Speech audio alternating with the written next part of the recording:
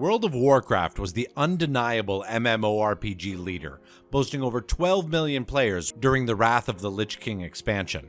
Since then, player subscriptions have steadily dropped, with Warlords of Draenor slashing subscriptions to 5.5 million, and the more recent Battle for Azeroth avalanching player counts to 1.7 million. At this point, not even the highly anticipated World of Warcraft Classic seemed to turn things around. But then Shadowlands was announced. Other than the bumpy start in pre-launch, we have to ask, can this expansion set in the afterlife ironically save WoW from the grave? In honor of today's expansion launch, Scarlett Media will share our top reasons why we say yay. But before we begin, don't forget to up your eye level by pressing the like and subscribe buttons. Number 10. It's new. Every expansion has brought old players back to the game. Even if only for a short while, retired players who've abandoned the game in the past come back to bolster the subscription counts. Based on all the good changes that are being made, many of them will likely stay and even invite friends who will bring the numbers up further. Number 9. New character designs. Though not quite a deal breaker, new and improved character designs adds a new dimension to the game and helps bring it into the current decade. New skin colors, earrings, faces, and other physical tweaks allow players to further customize their characters, making the game more personal and engaging. Number 8. The end of Corrupted Gear. Corrupted Gear was bad.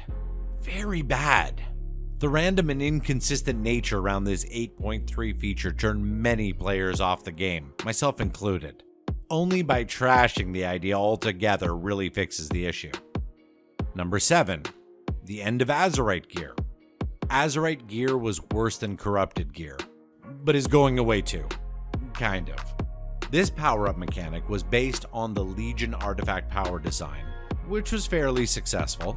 Unfortunately, the execution of the idea was massively flawed. The only solution was, again, to trash the idea.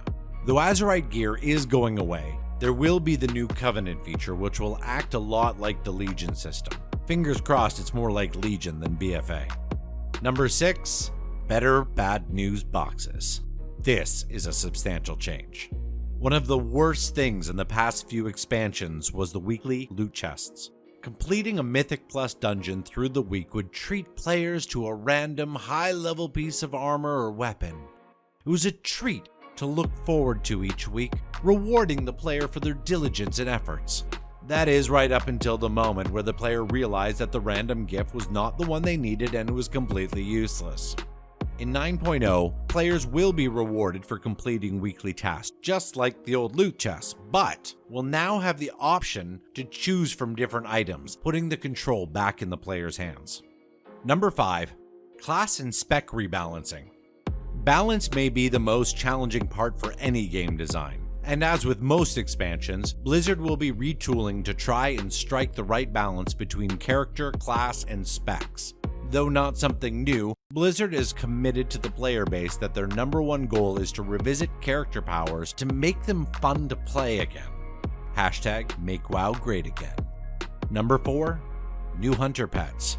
Now this only applies to hunters, but since everyone knows that the hunters are the best players in the game, it had to be included.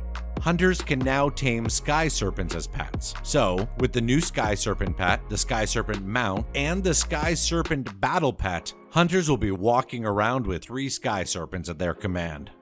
Number 3. A straightforward story. WoW has a deep and rich lore behind it. The non-linear approach to the story from recent expansions meant that players inevitably got lost in the story, losing its importance and overall immersion.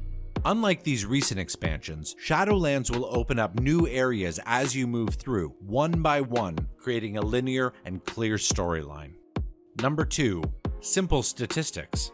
Looking at WoW's previous expansions, there is a clear pattern when looking at the quality of the expansion in relation to the order in which it was released. Vanilla? Good. Burning Crusade? Meh. Wrath of the Lich King? Good. Cataclysm? Is okay. Mists of Pandaria? Though it went on far too long, it was good. Warlords of Draenor? Yeah, it was bad. Legion was good. Battle for Azeroth? Just bad. Based on this trend, players are due for a great experience with Shadowlands. Before the number one reason we think Shadowlands will breathe a breath of new life into World of Warcraft, get ahead of the curve and subscribe to our channel and upgrade the like button to legendary.